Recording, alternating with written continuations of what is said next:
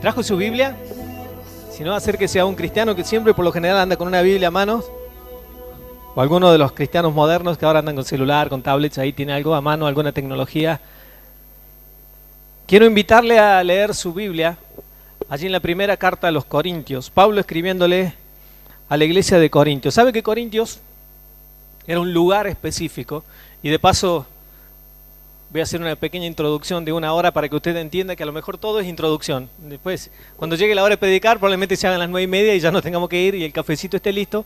Pero, ¿sabe que la iglesia, Pablo escribiéndole a la iglesia, todas las cartas que usted tiene al final de su Biblia, fueron por un motivo específico? No es que Pablo le gustaba escribir cartas, era un eterno romántico de las cartas y no tenía nada que hacer y cuando estaba preso pedía papel y decía, bueno, a ver, ¿a quién le escribo? ¿No? Pablo escribía ante situaciones específicas porque era una iglesia incipiente. La iglesia estaba comenzando, Jesús recién había sido levantado y cada una de las cartas que usted tiene, ya sea la carta a los romanos, la carta a los corintios, a tesalonicenses, son cartas que Pablo escribe bajo situaciones específicas. A Pablo le mandan a preguntar algo y Pablo responde, ¿no? A Pablo a veces algunas congregaciones incipientes le decían, Pablo, ¿qué hacemos con tal situación? Y Pablo escribía una carta como para esa situación. No es que Pablo, esta carta de los Corintios, dijo Pablo, bueno, voy a escribir Biblia, ¿no? Y se levantó y dijo, bueno, hoy tengo ganas de escribir Biblia, total dentro de 2000 años la leen como Biblia. No, él estaba escribiendo para una ciudad, para la iglesia que estaba en una ciudad específica como Corinto, y él les está escribiendo a los cristianos que están en Corinto. Esa es una muy breve introducción de cada una de sus cartas. Cuando usted se acerque a leer las cartas, piense esto, había una ciudad a la cual Pablo le escribía, había un destinatario, a veces Timoteo, a veces Tito, a los que Pablo le escribía, y hay otros que escribieron cartas, pero esta carta, específicamente la de Corintios, es una carta que Pablo escribe para responder ciertas preguntas que a él alguien le hace, y le dice, Pablo, la iglesia es nuevita, y necesitamos hacerte un par de preguntas. Y en ese contexto Pablo se sienta a escribir esta carta, ¿no? Pero para entender esta carta, usted tiene que entender primero hacia quién fue dirigida, quiénes eran los corintios. Corintios era un lugar que existió, no es que era mitológico el lugar, no. Corintios realmente existió, que es donde hoy en día está lo que nosotros conocemos como Grecia.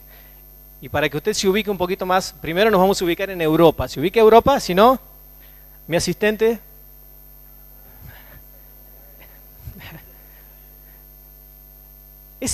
Eso verde que ustedes ven ahí abajo, ¿no?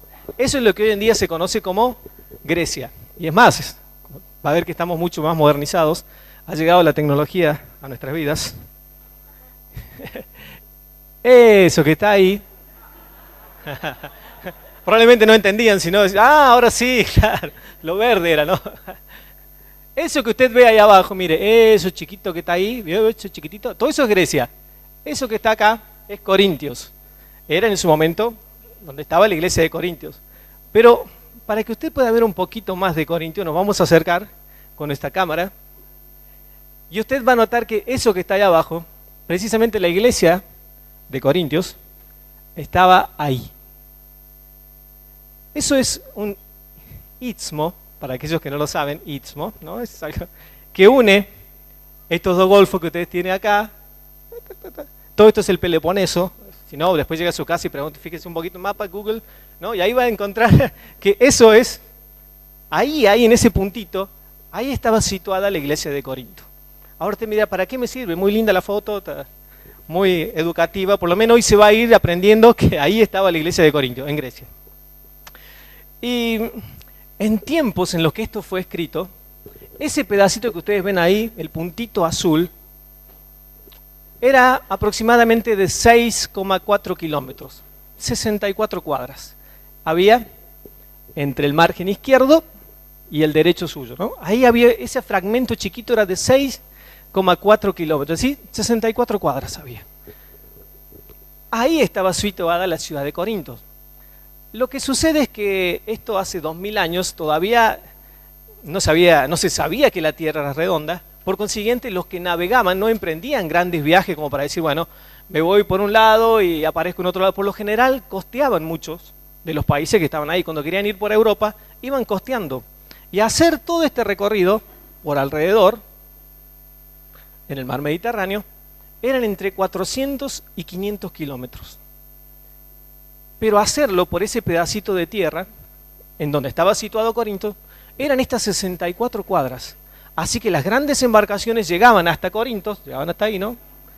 Y pasaban toda su mercadería, llegaban ahí, pasaban la mercadería por este pedacito de ahí, por unos inmensos ruedas o rodillos, y ponían la carga, y a lo mejor en mediodía pasaban la carga de una parte del Golfo hacia el otro, para no tener que hacer esos 400, 500 kilómetros que implicaba todo el gasto de una embarcación. Cada uno de esos días había que pagarle a los marineros, había que darles de comer, pero a lo mejor en un día trasladaban toda la mercadería de un lado hacia otro, y entonces se evitaban semejante viaje, ¿no? Era bastante práctico, es algo muy similar a lo que hoy se conoce como el Canal de Panamá, el cruce del Canal de Panamá. De hecho, fíjense, la próxima foto, esta ya es una foto bien moderna, está bien chiquita ahí, ese es el Canal de Corinto hoy. Es un canal muy pequeño, ¿alcanzan a verlos? ¿No? Eso es hoy, esa franja chiquita que vimos recién de Corinto. Hoy en día se hizo un canal, 19 siglos después se terminó de abrir el canal que empezó allá en la época de Nerón. Él quiso empezar a abrir este canal para que pasaran las embarcaciones por ahí, no lo logró, y recién hace menos de 100 años que recién se abrió el canal, y hoy en día las embarcaciones pasan por ahí. Como ven, es algo, hoy ya no están ni las ruedas, ni los rodillos, ni nada de eso, sino que hoy en día se pasa directamente así. Es una de las maravillas de ese lugar, porque miren los inmensos barcos que hoy en día trasladan las mercaderías de un lado a otro, y se evitan esos famosos 400 o 500 kilómetros que tenían que recorrer para llevar la mercadería. Ahora bien, a la ciudad de Corinto llegaba muchísima gente, muchísimos navegantes, muchos llegaban con sus barcos, los dejaban allí en Corinto mientras alguien hacía el trabajo de trasladar la mercadería de un puerto hacia el otro. Mientras trasladaban todo lo que había allí, por lo general los navegantes quedaban allí en Corinto. Y Corinto era una ciudad en cantidad de habitantes muy similar a Neuquén. De acuerdo al último censo, después véalo también si quieren en Google, el último censo dijo que en la ciudad de Neuquén hay 201.000 habitantes. Supongamos que creció un poco más en estos tiempos, supongamos que exageradamente llegaron a los 230.000. Bueno, Corinto tenía 250.000 habitantes, pero tenía 400.000 esclavos viviendo ahí. La gran mayoría de ellos se dedicaban al traslado de esto. El gran negocio de Corinto consistía en el traslado de la mercadería de un puerto hacia el otro. Era una ciudad cosmopolita, venía gente de muchos lugares. Y muchos de los navegantes que estaban allí dejaban sus esposas en sus hogares. Muchos de los navegantes que llegaban a ese lugar habían estado mucho tiempo en el mar. Y Corinto era una ciudad cargada de una inmoralidad sexual importante. En Corinto estaba un templo que era el famoso templo de Afrodita. Afrodita era una diosa, la diosa ellos consideraban que era la diosa del amor, de la fertilidad, y ella tenía 1000 sacerdotisas que eran prostitutas que trabajaban dentro del templo de Afrodita, ¿no? Ellas cumplían sus horarios a la mañana, no sé si marcaban tarjeta o qué hacían, pero entraban a la mañana, hacían sus servicios y después, cuando iba bajando el sol, iban al puerto y seguían trabajando, hacían horas extras. Las 1000 prostitutas que trabajaban en el templo de Afrodita hacían sus servicios a la diosa, pero a su vez se encargaron de trabajar, todo su trabajo sexual lo hacían dentro de la ciudad. Los marineros llegaban, así que hasta leí por ahí que uno de los lugares donde se comenzó a diseminar por Europa el tema de muchas de las enfermedades sexuales que hubo, surgió precisamente ahí en Corinto, ¿no? Llevaban, traían, ¿no? Hacían todo lo que uno hoy en día uno puede conocer un poco más, y en ese entonces no había la profilaxia que hay hoy en día, entonces era bastante complicado el tema de Corintios. En ese lugar se planta la iglesia de los Corintios. Ahí dijo Pablo, vamos a plantar a Jesucristo, ¿no? Ese es el contexto en el cual empieza esta carta. Una iglesia incipiente, una iglesia nuevita, que Pablo dice, bueno, es el lugar ideal para empezar a sembrar el evangelio de Jesucristo, ¿no? Toda la ciudad consideraba como normal esto que Pablo estaba en su carta confrontando. Para ellos era normal. Las mujeres vivían y algunas nacían y ya ellas analizaban la posibilidad de terminar en el templo de Afrodita. La sexualidad y la inmoralidad habían crecido a tal punto de que toda la ciudad, desde los niños hasta los más grandes, participaban de esos cultos. Por consiguiente, la adoración al templo de Afrodita era algo normal. Para ellos era algo típico, era algo que estaba muy metido en sus raíces. Y cuando Pablo plantea el hecho de un Cristo crucificado y del poder de la salvación y el poder de la cruz, el mensaje empieza a hacer ruido. Entonces Pablo le dice a la carta, empieza escribiendo esta carta, y fíjense que en los primeros versículos Pablo empieza a escribirle a una iglesia que se ve que le envía unas preguntas a Pablo y Pablo las responde. Dice a partir del verso 1, ¿no? Acá está el autor, Pablo hablando. Dice: Pablo, llamado por la voluntad de Dios a ser apóstol de Cristo Jesús, y nuestro hermano Sóstenes, que son los dos que están escribiendo, a la iglesia de Dios que está en Corinto, a los que han sido santificados en Cristo Jesús y llamados a ser su santo pueblo. Y aquí es donde entramos nosotros, junto con todos los que en todas partes invocan el nombre de nuestro Señor Jesucristo, Señor de ellos y Señor de nosotros. ¿Cuántos dicen amén? Que Dios, dice el verso 3, nuestro Padre y el Señor Jesucristo les concedan toda gracia. Esta es la primera frase que Pablo escribe a la iglesia de Corintios. Esta carta es para los corintios y es para todos aquellos que en algún lugar invocan el nombre de Jesucristo. Pablo nunca se imaginó que 2000 años después le íbamos a leer en Neuquén.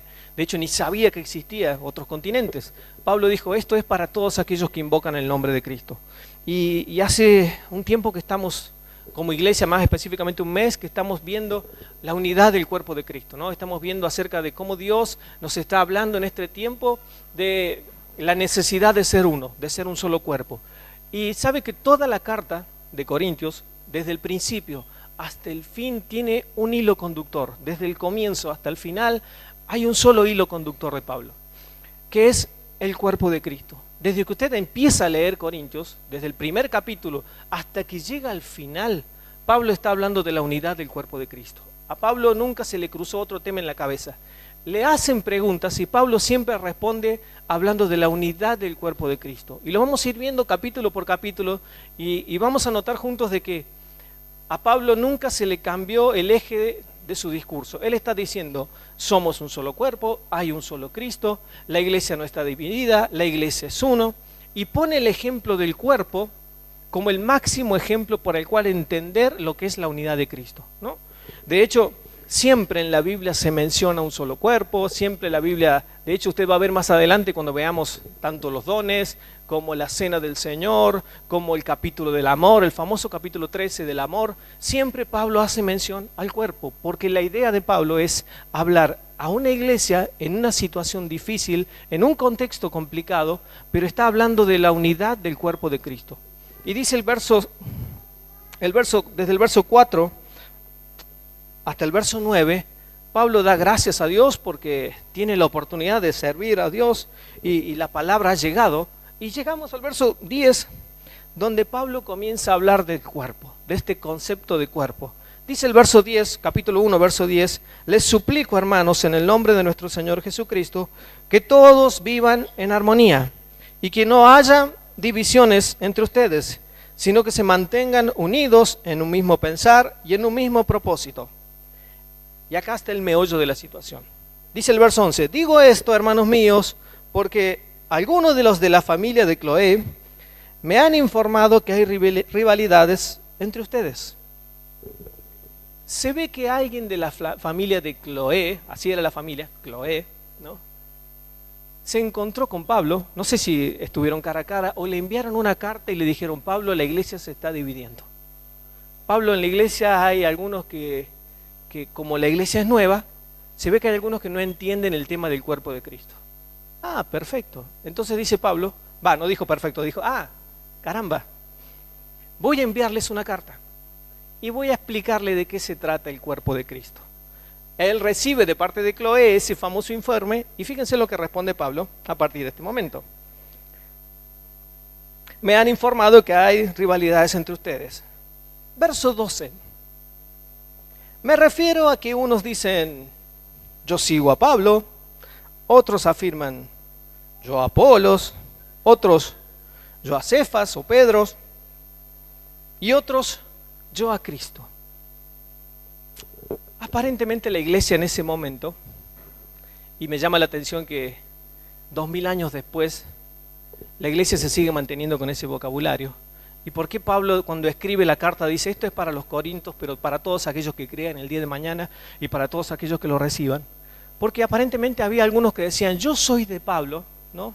Por consiguiente mi ofrenda va a ir para Pablo, ¿no? Yo soy de Pedro y como sé que anda por ahí predicando, ¿no? Yo soy de Cristo y como a Cristo no lo veo, no sé si voy a poner. Yo soy de Apolo porque me dijeron que predica muy bien, ese está bueno cuando predica, ahí va mi ofrendita para él, ¿no?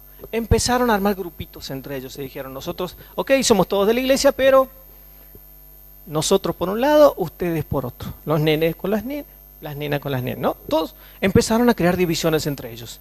Los paulinos nos vamos todos para allá, los apolinos nos vamos todos para allá, ¿no? Cada uno empezó a hacer dentro de la misma iglesia. Y Pablo dice, esto así no funciona. ¿Quién les hizo pensar a ustedes que el cuerpo de Cristo está dividido? Somos un solo cuerpo. Y me llama la atención de que, aún pasando 2000 años, hay mucha gente que, no sé si habrá escuchado alguna vez, gente que se pega a cierto modelo de pastorado, ¿no? Y yo he escuchado gente que dice, no, pero pastores eran los de antes, ¿no? Ah, ese era mi pastor, ese trabajaba, ese estaba todo el tiempo, ese agarraba la pala y ese era, no como los de ahora que andan en autos, ¿no? Mi pastor, ese era pobre, ese era pastor, ¿no? Porque los pastores tienen que ser pobres, ¿no? Yo, después de ese, no existió otro pastor como mi pastor, el pobre, ¿no? Y después, no, pero pastores son los de ahora, antes ni conocían las ovejas, ahora son, ¿no? Es increíble cómo después de tantos años, la gente sigue manteniendo este mismo pensamiento que estaba en la iglesia de Corintios, ¿no? Es como si hoy en día dijeran, yo de Pablo, yo de Apolo, yo del pastor Lorenzo, no hay como el pastor Lorenzo, ese es el mío, ¿no? Yo del pastor Horacio, no me cuadra mucho eso. Yo, Tito, ¿no vino Tito? Bueno, yo de Tito, porque Tito es mi pastor. Y Pablo está diciendo, a ver, ¿qué parte no entienden? De que Cristo es uno. Y no porque los pastores no lo entiendan, ellos lo entienden perfectamente, sino que a veces la iglesia cree que aquel que comparte más tiempo o aquel que predica más bonito, ese es el mío, ese me gusta, ese no me reta, ¿no? No sé cuál habrá sido la forma de pastoreo de Pablo en ese lugar, porque Pablo de hecho no estaba, pero sin embargo la gente lo adoptaba como diciendo, este es mío, este me gusta, este no me gusta. Y Pablo escribe toda la carta de Corintios diciendo, no, esto no funciona así, Cristo es uno solo, y le sigue diciendo en el verso 13, ¿cómo está dividido Cristo? ¿Acaso Pablo fue crucificado por ustedes? ¿Acaso o es que fueron bautizados en nombre de Pablo? Gracias a Dios, dice Pablo, yo no bauticé a ninguno. ¿No? ¿Por qué? Porque él entendía perfectamente que el cuerpo es uno, que Cristo murió por todos. Y él es, según dice la Biblia allí en Efesios capítulo 1, versos 22 y 23, que el Padre mismo dice que sometió todas las cosas a Jesucristo. Y me gusta porque la nueva versión, la traducción viviente, este texto dice que Él, Dios mismo, sometió todas las cosas a los pies de Cristo y a Cristo mismo lo dio a la iglesia como cabeza de todo, pues la iglesia es el cuerpo de Cristo y de quien ella recibe su plenitud, ya que Cristo es quien lleva todas las cosas a su plenitud. Cristo es la cabeza de la iglesia. Pablo cuando está hablando a Corintios le está diciendo, somos un solo cuerpo y Cristo es la cabeza. Y cuando empezamos a entender de que Dios nos ve como el cuerpo en el cual se manifiesta su plenitud, Pablo lo que está queriendo decir es que todo lo que haya en nosotros necesariamente necesita que Cristo sea la cabeza. Todo lo que hay en nosotros tiene que estar llevado a la cabeza de Cristo. Cristo es la cabeza de todo lo que somos. Y esto no es para decir, bueno, no, mi cabeza es aquel, mi cabeza es aquello. Cristo es la cabeza. Diga al que está al lado, Cristo es la cabeza. Nosotros somos su cuerpo. Vos sos el cuerpo de Cristo, yo soy el cuerpo de Cristo. Los que estamos, su iglesia es parte del cuerpo de Cristo. Pablo les dice, somos uno en Jesús. El pastor Lorenzo hablaba el domingo de ese mensaje del pastor Imitián que decía de Juan 17 y cuánto cuesta llegar a ser uno, y la oración de Jesús era, él dice, es la única oración que aún no ha sido contestada, la oración de que sean uno. Y Pablo se ve que ya desde el principio de la iglesia está luchando con el problema de la unidad, Como verán, no es algo que pasó hace un año, ni 2, ni 10, ni de decir, bueno, hoy en día la iglesia no se une. Aparentemente la iglesia toda su vida estuvo sin unirse, porque desde el principio Pablo está luchando en contra de las divisiones. Y todos sabemos que división es 2 visiones, es dividir lo que Dios pone. Y Dios nos ha dado el privilegio de ser su cuerpo, donde Él deposita su gloria. Y al menos que estemos metidos bajo esa cabeza maravillosa que es Dios, por donde pasa absolutamente todo, nunca vamos a llegar a ser lo que realmente Dios quiere que seamos. Por nuestra cabeza pasa absolutamente todo, ¿no? Cuando usted nunca se levantó a la mañana o a la madrugada, bien de noche, y se levantó descalzo al baño, ¿no? Y le pegó con el dedito del pie a la pata de la cama, no, salió así, y todo su cuerpo no empieza, es decir, todo el cuerpo se siente dolorido. Usted no le pega con la cara ni con el diente, pero si pudiéramos ver la cara que hacemos cuando nos chocamos algo en el oscuro, ¿no? Así, patada voladora de todo, ¿no? Y uno no quiere gritar, y uno dice, ¿no? Los cristianos decimos, ¿no? Otros dicen otras cosas, pero usted no se pega en la cara, no se pega en los dientes, no se pega en la mano, sin embargo, todo el cuerpo se resiente. ¿Por qué? Porque eso va del pie, va a nuestro cerebro, y nuestro cerebro se encarga de, ¿no? Algo parecido así, ¿no?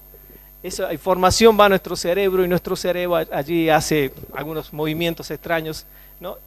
Y traslada todo ese dolor que yo tengo ahí y lo reflejamos en todo el cuerpo, ¿no? Por eso hay gente cuando algunos comen demasiado, ¿no?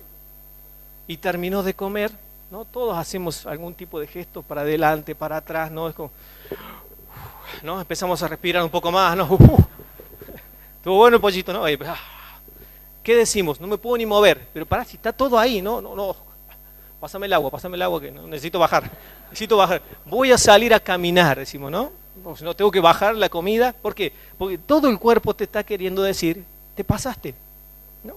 Comiste de más, ¿no? Y nos acostamos a la noche y nos cuesta dormir, hasta en el sueño nos cuesta con lo que hemos comido. Y nos viene a la cabeza, ¿no? Nuestro cerebro, oh. ¿Y qué es lo primero que decimos? No tendría que haber comido tanto. Pero qué bueno que está el pollito, ¿no? No, y hasta lo disfrutamos, pero nuestro cuerpo nos está diciendo algo está mal, porque todo el cuerpo se duele cuando yo hago algo que no tengo que hacer, ¿no? Y al otro día nos salen las ampollas y tomamos cosas, ¿no? Tengo que tomar un Sertal, algo tengo que tomar porque, ¿no? Fíjense que cómo es de tremendo la forma en la que Dios trabaja en nuestro cuerpo, porque hoy en día está muy de moda, aún en los noticieros, hoy en día se da de mujeres que han querido modificar su cuerpo, ingresando sustancias, ¿no? Para tener una mejor figura. Y lamentablemente, muchas de ellas hoy se dan cuenta que el famoso metacrilato que han metido para tener una mejor cintura, un mejor frente, atrás, como usted le quiera llamar, eso se diseminó por todo el cuerpo. Y algunos hasta tienen hoy problemas de riñones y problemas. ¿Por qué? Porque el cuerpo no está preparado para que alguien esté metiendo cosas que no tiene que meter. Cuando ustedes y yo hacemos algo que no debemos con el cuerpo, tarde o temprano el cuerpo nos pasa factura. Ustedes y yo somos el cuerpo de Cristo. Y cuando en el cuerpo hay algo que anda mal, todo el cuerpo se ve afectado. Si tu hermano que está al lado no anda bien, de una u otra manera yo me veo afectado. Por eso Pablo está diciendo, la iglesia al fin y al cabo, ¿de quién es? ¿De Apolos? No, si solamente Cristo murió por ellas. Él es el único, Él es el Señor. Y me llama la atención porque si ustedes empiezan a leer toda la carta de Corintios, Pablo dice en contra de las divisiones todo su discurso y lo lleva al ejemplo del cuerpo. Por eso les doy el ejemplo del cuerpo, porque Pablo todo el tiempo lo va llevando y va diciendo, somos el cuerpo, Cristo es la cabeza y nosotros somos el cuerpo. Si usted avanza un poquito más, verso 18, cuando Pablo dice esto, Pablo dice, me explico, el mensaje de la cruz es una locura para los que se pierden, en cambio para los que se salvan, es decir, para nosotros este mensaje es poder de Dios. La gente nunca va a terminar de entender por qué somos el cuerpo de Cristo Jesús. Nuestro evangelio a veces es tan difícil de asimilar para la gente. La gente tiene necesidad de Cristo, pero a veces ni siquiera nos entiende.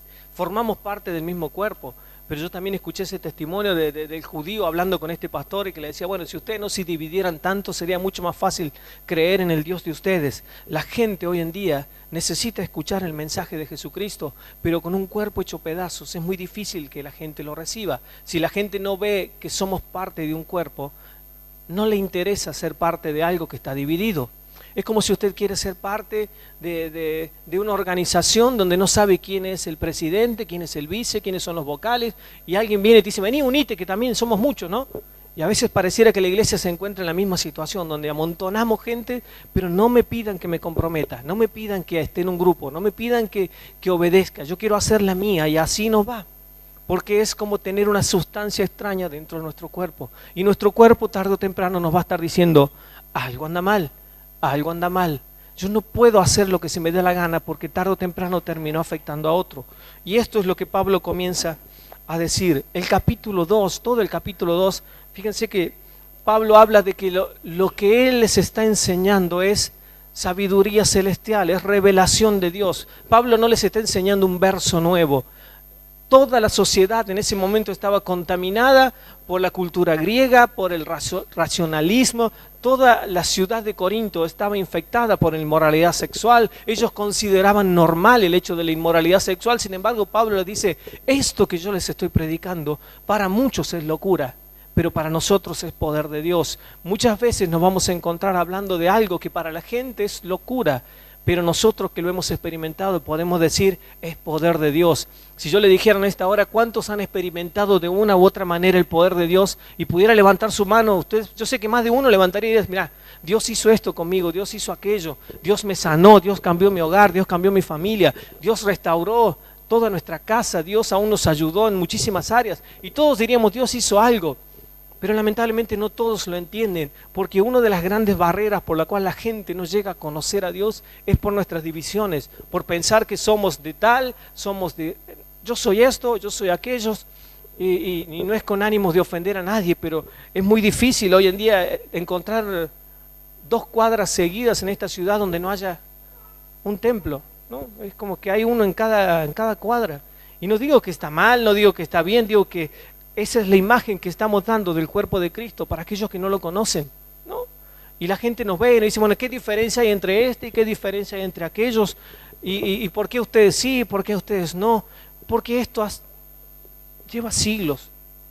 Ya a Pablo le preocupaba y él dijo, esto que estamos enseñando es poder de Dios, y la gente, a menos que vea el poder de Dios obrando en nuestras vidas, nunca le va a interesar ser parte de un cuerpo. Dios tiene que mostrar su poder, pero lo va a hacer a través nuestro, a través suyo y a través mío.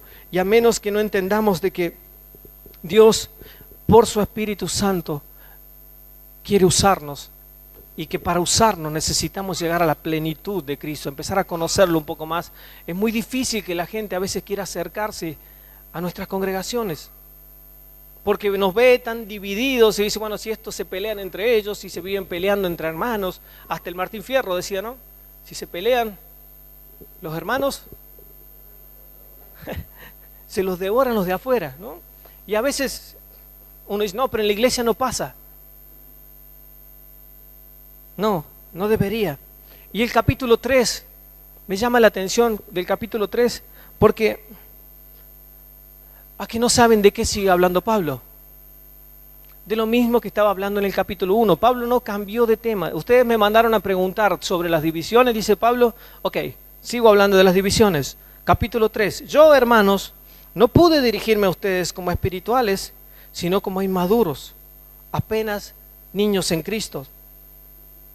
Les di leche porque no podían asimilar alimentos sólidos, ni pueden todavía, pues aún son inmaduros. Mientras haya entre ustedes celos y contiendas, ¿no son inmaduros? ¿Acaso no se están comportando según criterios meramente humanos? Verso 4. Cuando uno afirma, yo sigo a Pablo, otros, yo sigo a Apolos, no es que está actuando con criterios humanos. ¿Se da cuenta que Pablo aún sigue con lo del capítulo 1 para nosotros? Y les recuerdo que los capítulos y los versículos recién ingresaron allá por el año 1500. Pablo escribe toda su carta y no pone capítulo 1, versículo tanto. Él estaba escribiendo toda una sola carta y él está diciendo, muchachos, el tema de la división es un tema complicado y a menos que maduremos, al menos que dejemos de ser niños, eso va a seguir estando con nosotros. Es como que les dice, la fórmula para evitar las divisiones está en la madurez. La fórmula para derribar todo eso que nos divide está en que podamos madurar. Y vieron que las iglesias están muy de costumbre decirle a tu hermano que está a tu lado, qué lindos ojos, o que, mira, no. Sería bueno que le digamos con el amor y el respeto que se merece el que está al lado, es hora, sí, todavía no saben y algunos ya le están diciendo madurar, no. Es hora que maduremos, para que quede bonito, ¿no? Entonces, dígale al que está al lado, es hora de que maduremos. Si no encontró nadie al lado, mire para adelante, mire para atrás. Alguien tiene que encontrar y le diga, es hora de que maduremos. Porque cuando maduremos vamos a dejar de ser niños. Y cuando dejemos de ser niños vamos a dejar de andar dividiéndonos. La madurez parece que va muy ligada, ¿no?, a la solidez, a ser sólidos en Dios. Y la inmadurez está muy ligada a las divisiones. Es decir, cuando alguien se divide, cuando alguna congregación lamentablemente se divide, según lo que Pablo me está queriendo decir, tiene que ver con una cuestión de inmadurez. No entendieron la plenitud del cuerpo de Cristo, no entendieron la necesidad de que somos uno. Y fíjense que el versículo sigue hablando más abajo. Después de todo, ¿qué es Apolos? ¿Qué es Pablo?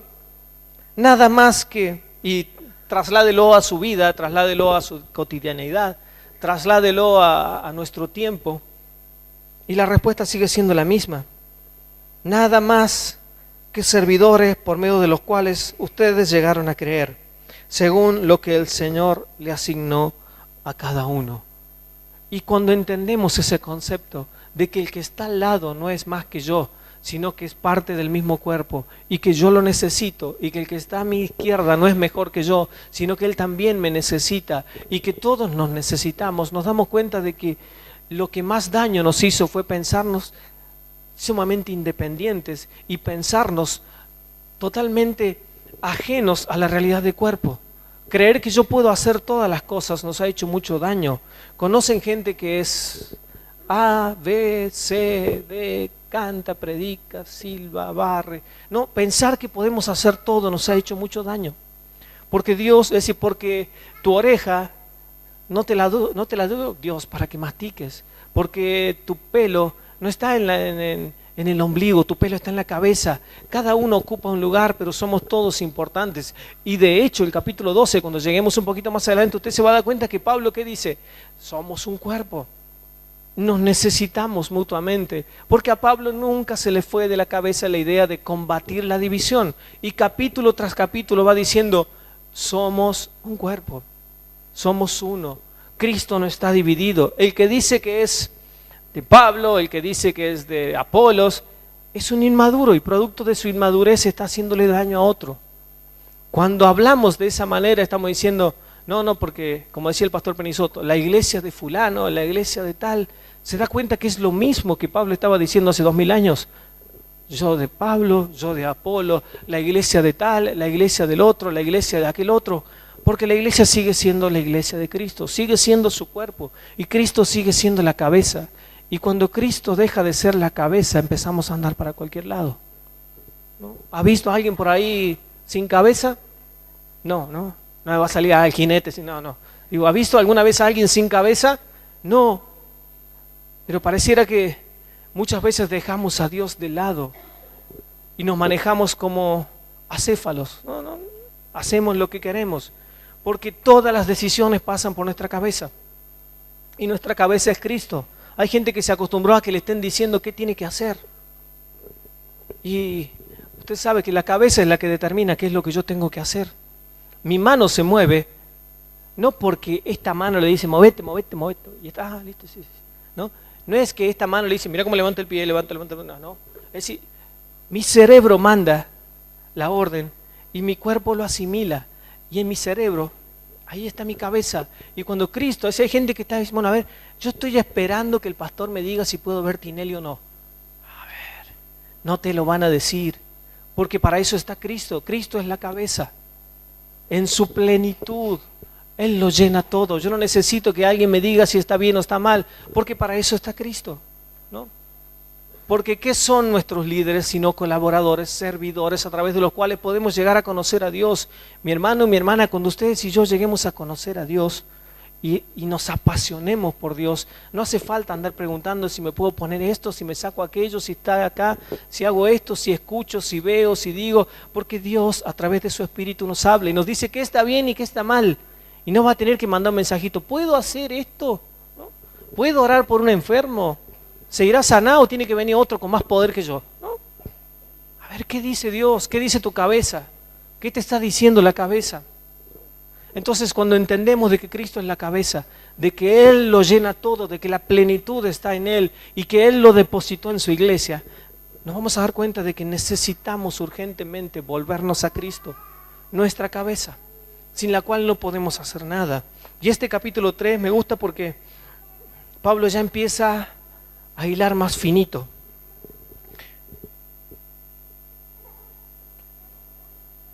Pablo dice en el verso 11, porque nadie puede poner un fundamento diferente, capítulo 3 estoy hablando, del que ya está puesto, que es Jesucristo. Si alguien construye sobre este fundamento, ya sea con oro, plata, piedras preciosas o con madero, heno y paja, su obra se mostrará tal cual es, pues el día del juicio lo dejará descubierto.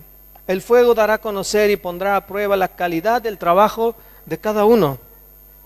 Si lo que alguien ha construido permanece, recibirá recompensa. Pero si su obra es consumida por las llamas, él sufrirá pérdida, será salvo, pero como quien pasa por el fuego.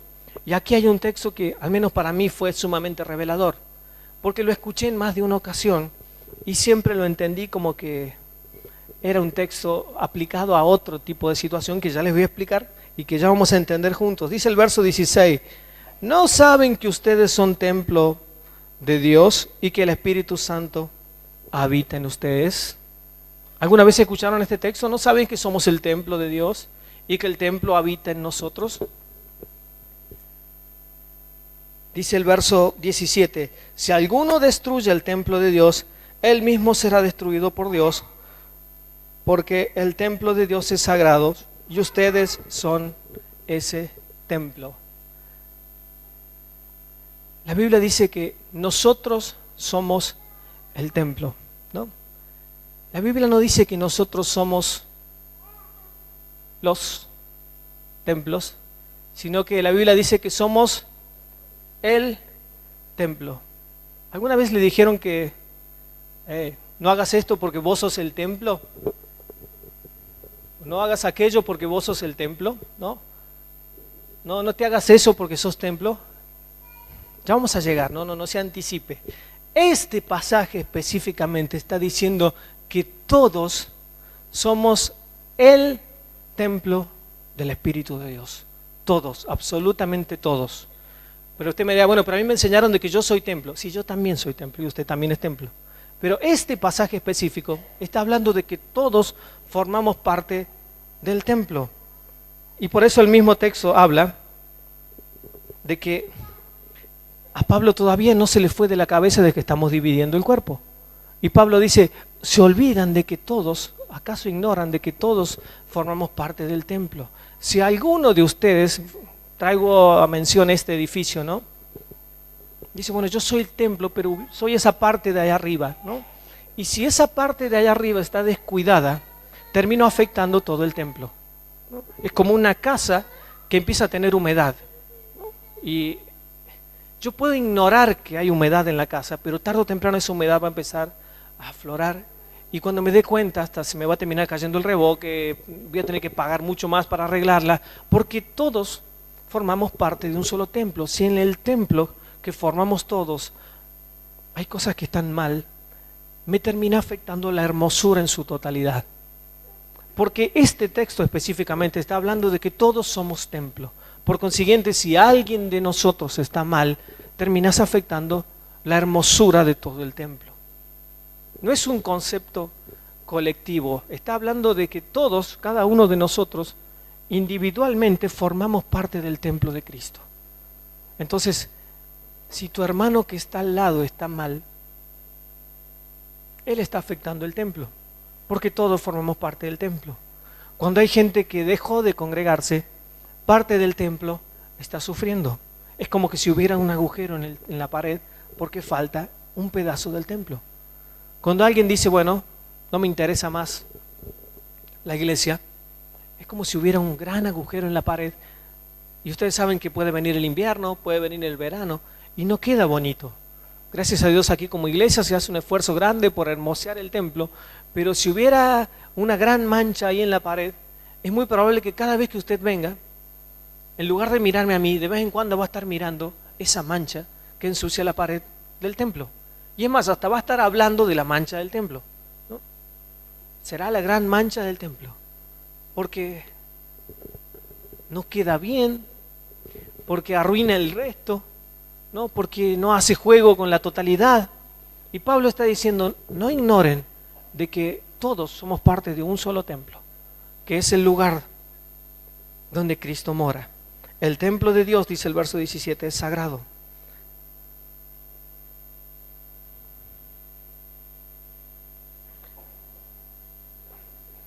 Y algunos me van a decir, yo pensé que cada uno de nosotros éramos templo. Sí, pero ese versículo todavía no lo menciona. Lo menciona un poco más adelante. Le doy un poco, voy cerrando la idea porque más de uno me va a decir, no, pero yo pensé que mi cuerpo, sí, también. Pero este pasaje específico está hablando de que todos juntos formamos parte de un solo templo. Así que ahora sí decirle al de al lado, yo te necesito. Y trata de no buscar a tu esposo porque si no, así cualquiera, ¿no? Cuando tenés que decirle, yo te necesito porque somos parte de un solo templo. Lo necesito. Y ustedes a su vez me necesitan a mí. Sí, me necesitan a mí. Entonces, fíjense, Pablo sigue diciendo lo mismo. ¿Recuerdan dónde estaba la pregunta de los de Cloé? Que trajeron la preguntita y dijeron, che, parece que hay algunos que se están dividiendo. Bueno, Pablo sigue hablando de lo mismo. Llega a nuestro capítulo 3 y está diciendo, no piensen que cada uno tiene su quintita. Somos un templo y somos un cuerpo donde Cristo mora en plenitud. Cristo es la cabeza y la iglesia no está dividida. Pablo sigue respondiendo a lo mismo. Y él sabe perfectamente que vive en una sociedad que está totalmente contrario a eso. Porque en medio de Corintios era muy fuerte el pensamiento del humanismo y cada uno es individual y cada uno haga la suya. Viví tu vida. ¿Le suena? ¿No? Pareciera que estamos... De hecho, hay en tiempos de la iglesia de Corintios, era tan grande el pecado inmoral que había en la ciudad de Corintio, que se relacionaba la palabra corintianizar con fornicar. Era lo mismo, es decir, cuando alguien iba a tener relaciones con otra persona, decía, me voy a corintianizar, ¿no? Así que ahora no, tampoco anden, bueno, ahí viene una corintia, camino, no, es decir, porque esas eran las que trabajaban en el templo. No se hagan los bíblicos ahora diciendo, hay unas chicas corintias. No. En ese momento se decía que el pecado de inmoralidad era tan grande que cuando algo se le asemejaba decían, está corintianizando todo. El pecado de la inmoralidad sexual se está corintianizando por todo el lugar. Porque era algo que se sabía en toda Europa, en toda Asia Menor, en parte de África. Es decir, había gente que llegaba a ese lugar específicamente para recibir ese tipo de servicios. Iban, hacían grandes procesiones a ese lugar para ir al templo de Afrodita. Y ahí hacían todo lo que tenían que hacer, ¿no? Iban a eso, ¿no?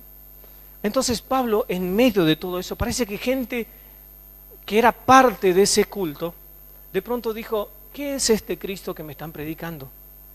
Yo quiero recibir a este Cristo que me están predicando, ¿no? Y el capítulo 4 de Corintios dice Pablo que todos nos consideren servidores de Cristo. Como ven, Pablo viene con la idea fija, no hay divisiones, somos servidores, no hay mayor ni menor, encargados de administrar los misterios de Dios. Y Pablo dice, a los que Están en algunas áreas, se les exigen cosas, se les exige mayores responsabilidad, pero el hecho de que tengamos mayores responsabilidad no nos hace mejores ni peores, nos hace sumamente necesario. Y de hecho hemos estado aprendiendo de que aún los órganos que menos vemos o los que menos visibilidad tienen son los más importantes. Hoy leía que nuestro corazón bombea entre 5.000 y 6.000 litros de sangre diaria. Y uno dice, nadie anda con el corazoncito, ¿no? Mostrando, mirá, oh. Mira, el mío es más grande, ¿no? Ni mejor ni peor, ¿no? Está nuevo, está 0 kilómetros el mío, ¿no? ¿No? Nadie anda con el páncreas, uy, mira, me saqué el... ¿no? Nadie se saca una selfie con el páncreas, ¿cierto? ¿Por qué? Pero sin embargo está ahí, y si no lo tuviéramos, si no tuviéramos los riñones, ¿no? ¿Qué serías de nosotros? ¿No? Pero a nadie le gusta andar con una foto de si nos sacamos fotos desde chiquito a grande, ¿no? Estos son... Nadie guarda una conserva. Este es el que dejó funcionar, el riñón. Lo tengo ahí por si los chicos preguntan el día de mañana, ¿no? Pero si no tuviésemos esos riñones, ¿qué sería de nosotros? Entonces Pablo dice, el cuerpo es uno y nos necesitamos unos a otros. Dejemos de lado las divisiones, dejemos de lado la inmadurez, seamos maduros, entendamos este concepto. Cristo la cabeza, la iglesia es el cuerpo. Si hoy anhelara con todo mi corazón que se llevaran un concepto en sus cabezas, al margen de corintianizar, que ya saben lo que significa, ¿no? Pues yo sé que más de uno sale ya con esa frase, salió diciendo, listo, la frase del día, ¿no? Y hoy en el Facebook a la noche, corintianizar. ¿Qué aprendiste en el día, no? Corintios. No. Es que Cristo es la cabeza, su iglesia es el cuerpo, a través del cual manifestamos la gloria de Dios, la plenitud del cuerpo. Y Pablo sigue diciendo que aún siendo apóstoles somos servidores de Él. Y me gustaría que en su hogar usted pudiera leer, tomarse la disciplina estos días, decir, voy a leer todo Corintios, sabiendo de que Pablo tiene un hilo conductor que es el cuerpo de Cristo. Y quiero cerrar con el capítulo 5, que es a lo mejor el más difícil de la carta. Pero cuando uno entiende el concepto de lo que Pablo está hablando, uno se da cuenta que Pablo está trayendo luz y revelación a un tema muy delicado. Porque aparentemente, dice el capítulo 5, había uno dentro de la iglesia que tenía relaciones con su madrastra. Eso es lo que dice ahí, si nunca lo leyó está en la Biblia. Capítulo 5 de Primera de Corintios, ¿no? Hay uno entre ustedes, ¿no?, que tiene relaciones sexuales con su madrastra. Cosa que ni los mundanos hacen. Yo se lo estoy resumiendo un poco, después léalo, así, no puede ser, nunca estuvo, sí, está ahí. Dice cosas que ni siquiera los incrédulos toleran, pero para ustedes es un ganador. Dice algo parecido a eso en una versión más moderna, ¿no? Es un campeón, ¿no? Porque ahora tiene madrastra y tiene mujer, dos en una, ¿no? No sé si aparentemente la mujer, el marido o el padre falleció o qué es, pero aparentemente usa la mujer de su padre y tiene relaciones con la mujer de su padre. Y aquí es donde Pablo dice, ese que está ahí, dice el verso 4, cuando se reúnen en el nombre de nuestro Señor Jesucristo y con su poder, yo los acompaño en espíritu. Entreguen a este hombre a Satanás para destrucción de la naturaleza pecaminosa, a fin de que su espíritu sea salvo en el día del Señor. Otras versiones dicen, entreguen al hombre en manos del diablo para destrucción de la carne, ¿no? Algo parecido así dicen, depende de la versión. Es duro lo que está diciendo Pablo, porque si usted lee el contexto, usted se da cuenta que había un pecado metido específico dentro de la iglesia, y la iglesia no tomaba ninguna medida. Recuerden el contexto, recuerden la inmoralidad sexual en la ciudad. Aparentemente la gente empezó a llegar, los inmorales empezaron a llegar dentro de la iglesia. Y a veces aparentemente había uno que estaba cometiendo este tipo de pecado, y Pablo dice, a ese no lo quiero adentro, a ese lo quiero afuera. ¿Pero por qué? Qué malo que es Pablo. Si es alguien de la iglesia, es parte del mismo templo, es parte del mismo cuerpo, somos todos uno. Pero Pablo hace diferencia y dice, no. A ver, juntos pero no revueltos. Pablo dice en el capítulo 6, hablando de lo mismo, no pierdan este 5.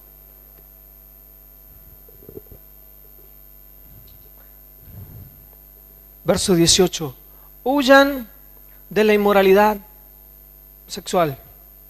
Todos los demás pecados que una persona comete quedan fuera de su cuerpo, pero el que comete inmoralidades sexuales peca contra su propio cuerpo. Y aquí está el famoso texto que hemos aplicado muchas veces y que no es el mismo que estaba hablando antes. Dice Pablo, ¿acaso no saben que su cuerpo, mi cuerpo, es templo del Espíritu Santo, quien está en ustedes y en mí, y al que han recibido de parte de Dios? Acá sí Pablo está diciendo que el Espíritu Santo mora en cada uno de nosotros y que al margen de que todos somos templos del Espíritu, también individualmente mi vida es morada del Espíritu Santo. Y cualquier pecado que yo cometa, ¿no?, está fuera de mi cuerpo, pero los pecados sexuales están dentro mío. Cualquier pecado sexual que yo cometa, y cuando digo pecado sexual hablo de cualquier relación fuera del ámbito establecido por Dios, para Dios es pecado. Y cualquier pecado que yo cometa de esas características termina afectando a mi cuerpo, pero cuando entiendo de que soy parte del cuerpo de Cristo, los pecados sexuales afectan al cuerpo de Cristo. ¿Se entiende? Repito, cualquier pecado sexual que una persona cometa siendo parte del cuerpo de Cristo, dice la Biblia que el pecado, cualquier otro pecado está fuera del cuerpo. Ahora, el que comete inmoralidad sexual dentro, siendo parte del cuerpo de Cristo, el pecado está en él, está adentro. Y si esa persona forma parte del cuerpo de Cristo, esa persona trae el pecado al cuerpo. Ahora, quizás pueda llegar a entender el capítulo 5, cuando Pablo dice, hay uno que está haciendo cochinadas, sáquenlo afuera, porque su pecado está afectando, ¿qué cosa? El cuerpo. Porque Pablo nunca cerró la idea, somos un cuerpo. Entonces, cuando hay pecados de estas características, la iglesia se ve afectada, el cuerpo se ve afectado. Cuando hay pecados que están fuera del ámbito que Dios estableció, Dios dijo, bueno, el sexo es para el matrimonio, porque yo bendigo el matrimonio, ese es el lugar donde yo lo establecí. Cualquier relación fuera de eso termina afectando tu cuerpo, pero por sobre todas las cosas afecta el cuerpo de Cristo. Porque somos uno.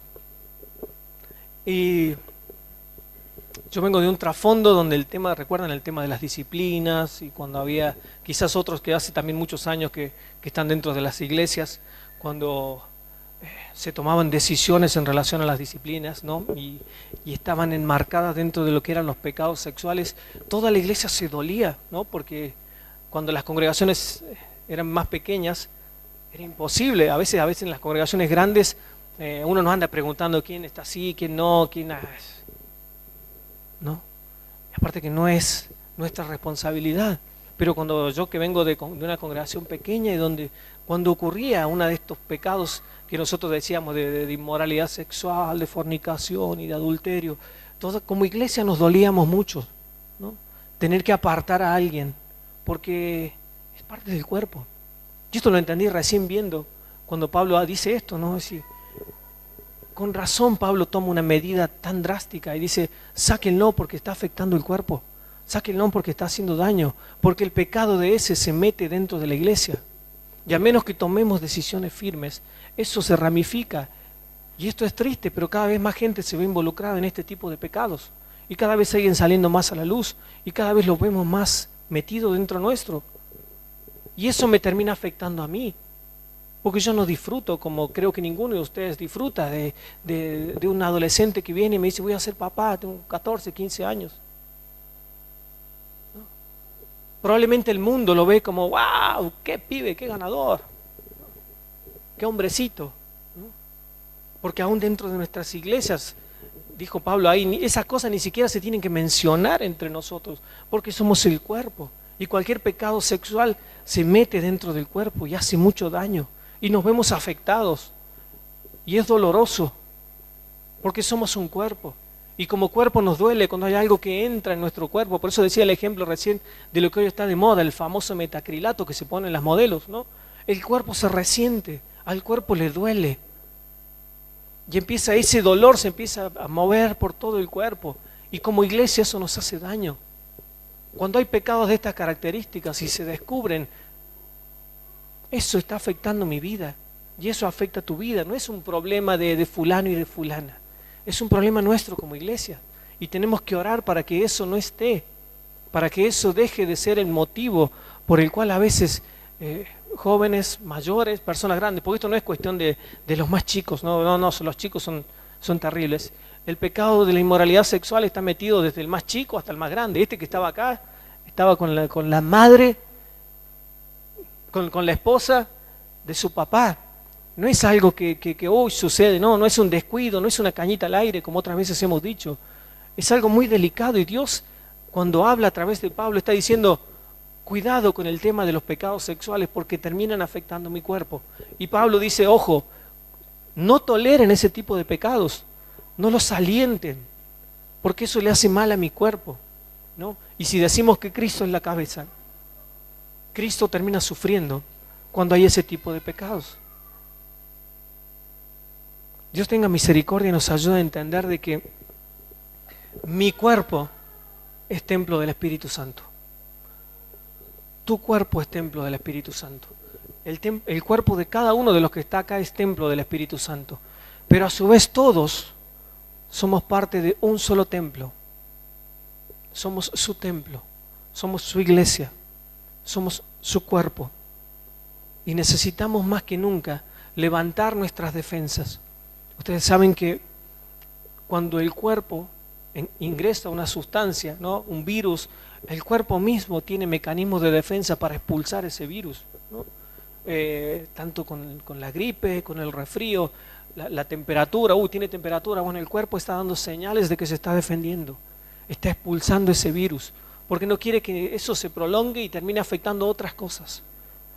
Por eso es tan delicado el tema aún de nuestra sexualidad, porque Dios quiere un cuerpo para Él. Dios quiere un cuerpo santo, no solamente el mío, sino el de su iglesia, y yo formo parte de la iglesia.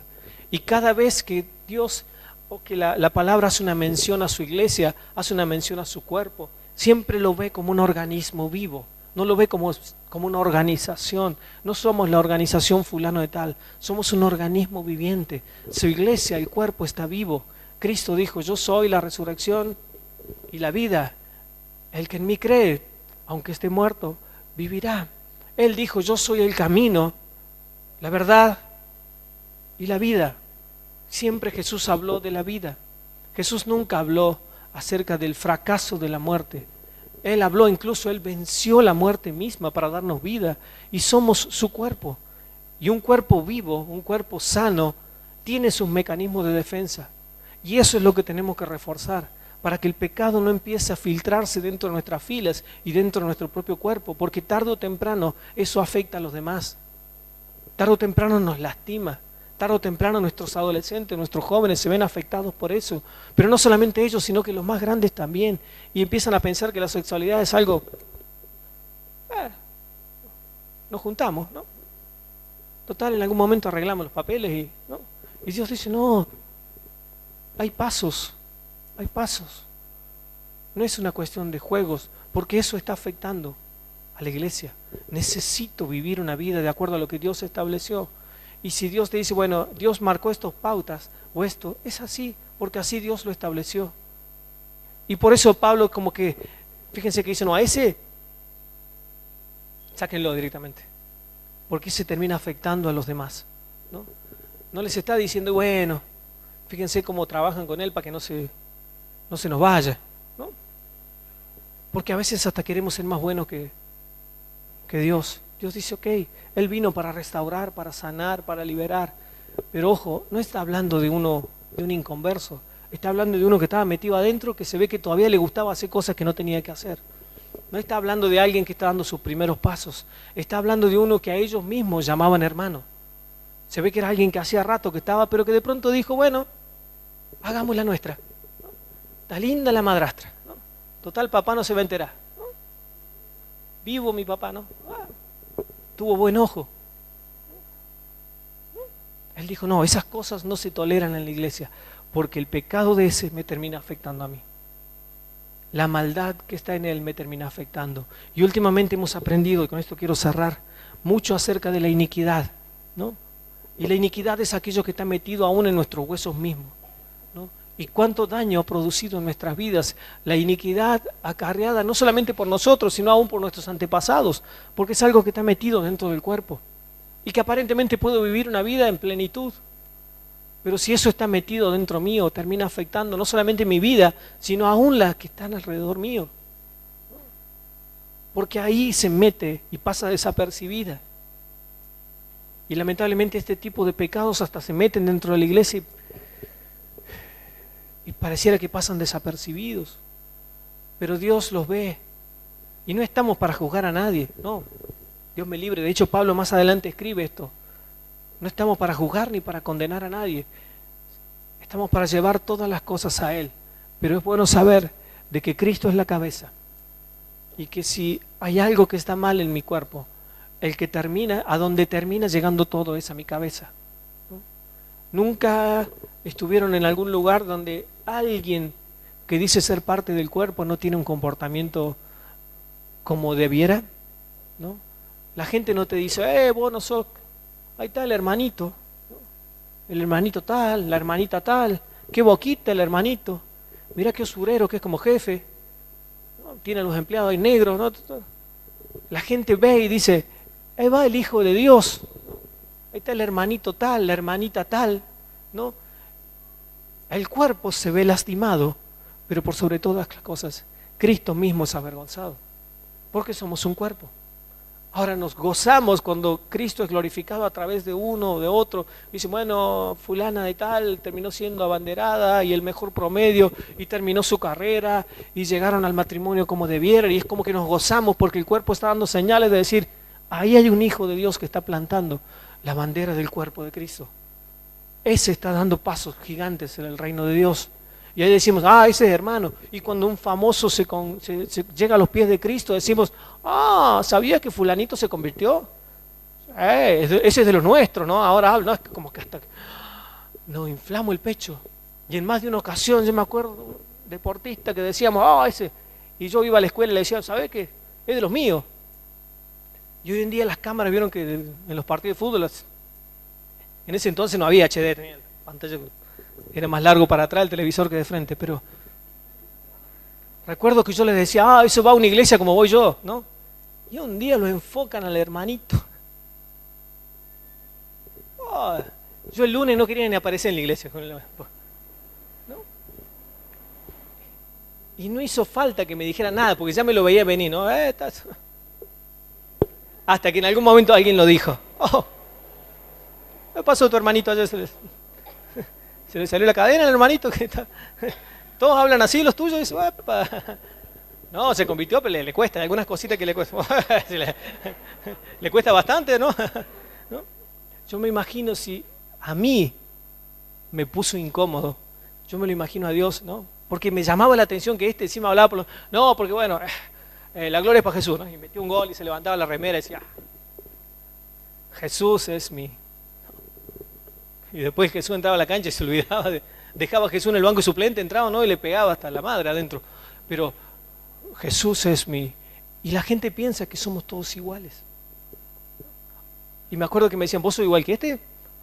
Cuando se te saca la... Te vamos a hacer calentada, Garay, te vamos a hacer calentada, ¿ves que? No, nunca te voy a insultar. ¿Qué?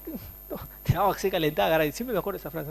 Te vamos a hacer calentada, Garay. El día que se caliente, Garay, empieza a insultar. Y lo disfrutaba, ¿no? Como diciendo, a ver, vos también sos igual, sos parte. En algún momento se te tiene que salir la cadena. En algún momento tenés que mostrar realmente quién sos. Sabe Dios que nos sucedió.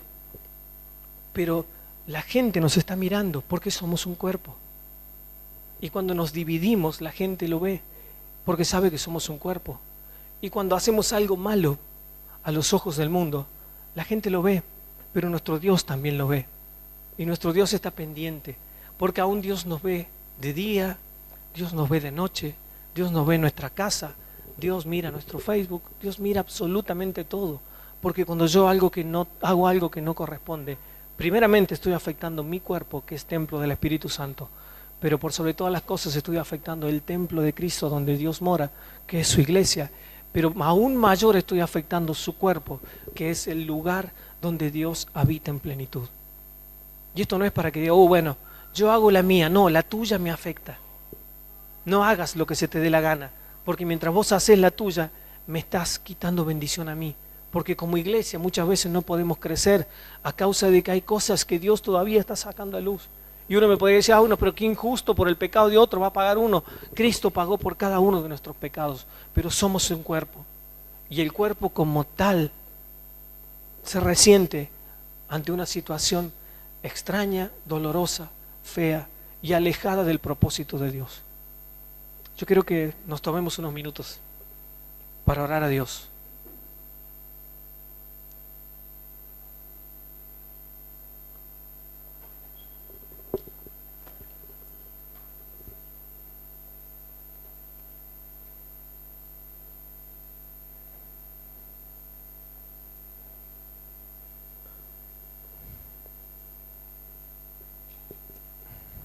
Sabe Dios que no es mi intención en esta hora sacar a luz pecados ni mucho menos confrontar con nadie.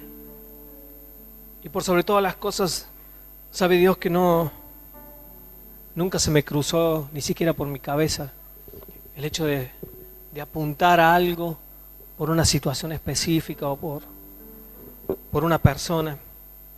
Simplemente hace tiempo que me gusta leer Corintios, y cuando estaba estudiando en Córdoba, esta fue la carta que nos tocó hacerle lo que se llama la exégesis y estudiar desde el principio al fin cada cosa que Pablo hacía, decía, el contexto.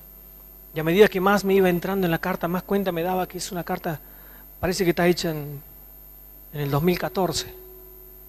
Parece que Pablo le estuviera escribiendo para nuestros días. Porque uno cuando ve que la iglesia se divide y que de pronto mañana uno consiguió un cartel y lo puso al frente de su garaje y dijo, iglesia de fulano. Digo yo, ¿qué pensará Cristo cada vez que surge, entre comillas, una nueva congregación producto de la división? Algo que Pablo lucha, algo contra lo que Pablo se planta en el principio de la iglesia primitiva. Digo yo, Cristo seguirá sintiendo los mismos dolores que sentía en aquel momento cuando veía que su iglesia se dividía. Cuando seguimos levantando a los hombres por sobre Cristo, cuando seguimos levantando ministerios por sobre la figura de Cristo, cuando seguimos haciendo cualquier cosa y eso atenta en contra del cuerpo, yo me pregunto, ¿qué es lo que sentirá Dios? Cuando los locos que pelean por la unidad son aquellos que terminan siendo rechazados, son aquellos que no son aceptados, ¿qué es lo que sentirá Jesús cuando parte de su cuerpo se ve involucrado en inmoralidades? ¿Qué es lo que sentirá Jesús cuando personas mayores o adolescentes o jóvenes creen que su sexualidad es para disfrutarla a como dé la mano? Digo, ¿qué es lo que pasará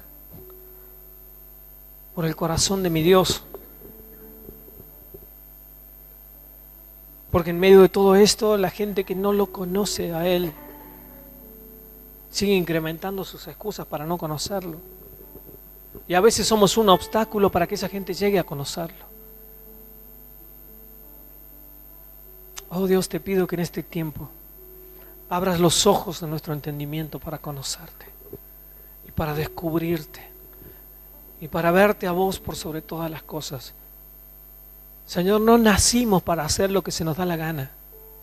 ¿Cuánto daño ha traído a nuestras vidas ese pseudo mensaje de que podemos vivir la libertad como queremos?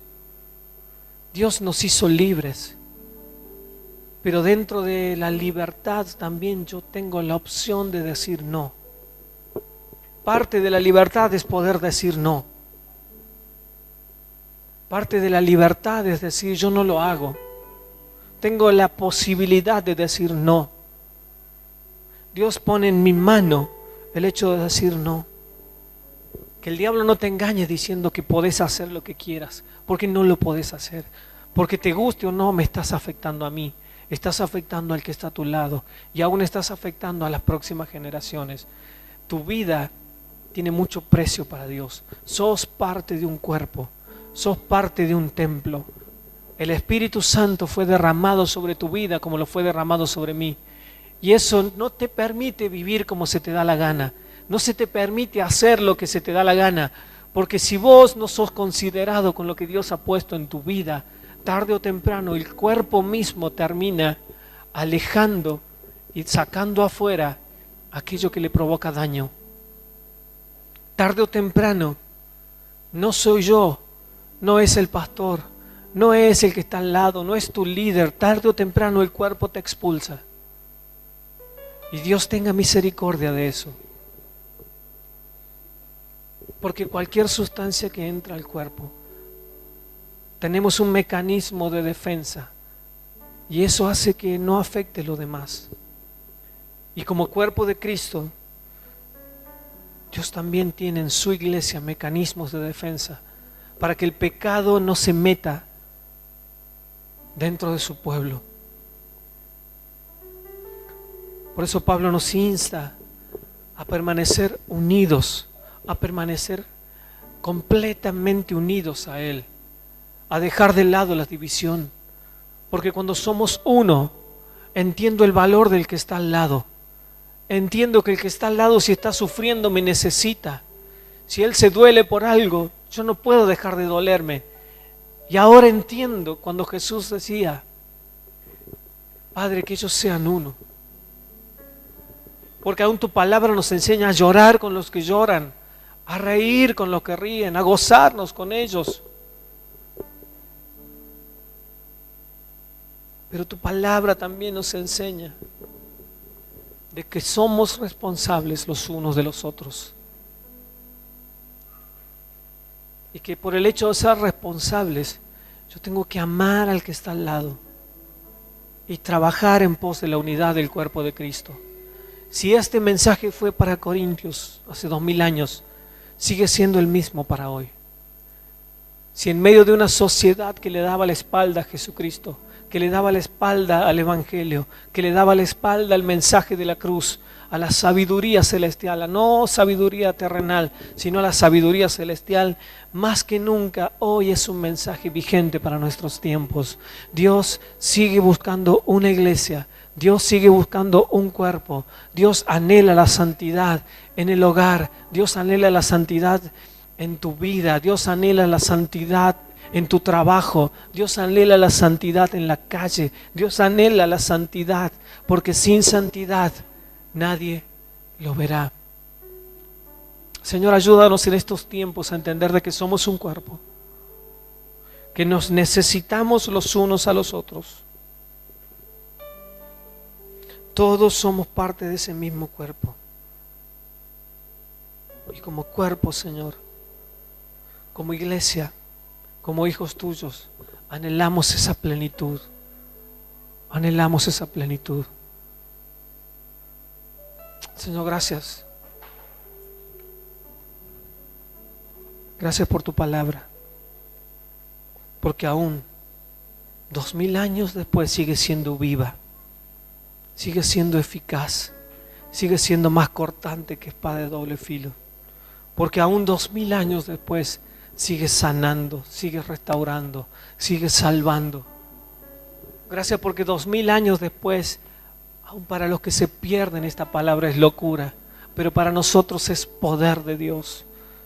Y tu poder sigue siendo real, sigue siendo vivo. Señor, una vez más declaro, tu palabra es verdad. Tu palabra sigue siendo verdad. Como dijo Jesús, santifícanos en tu palabra, Señor. Tu palabra es verdad. Señor, gracias te damos. Y aún a partir de este momento empezamos a buscar tu rostro para que durante todo este fin de semana podamos vivir días gloriosos, Señor. Podamos descubrir la manifestación, la plenitud de Cristo a través de su cuerpo. Señor, En el nombre de Jesús declaramos días de gloria. Empezamos a preparar una atmósfera de gloria para este fin de semana. Señor, cancelamos desde ahora mismo toda obra de las tinieblas. Cancelamos toda obra de división. Cancelamos todo inconveniente que surja a último momento. Cancelamos toda palabra engañosa que haya salido del corazón del hombre, que no permita que podamos disfrutar este fin de semana. Aún, Dios mío, declaro salud sobre tu iglesia para que no haya enfermedades a último momento. Aún declaro bendición. Aún declaro que no va a haber imprevistos, cambios de horarios en los trabajos, que nada va a surgir para que tu palabra pueda llegar a nuestros corazones. Bendecimos a los pastores Valerini, Señor, para que tu palabra a través de ellos llegue a nuestro corazón y podamos todos juntos como iglesia manifestar la plenitud del cuerpo de Cristo, porque de tu plenitud tomamos todo. En el nombre de Jesús, el nombre que es sobre todo nombre, oramos. Amén y amén.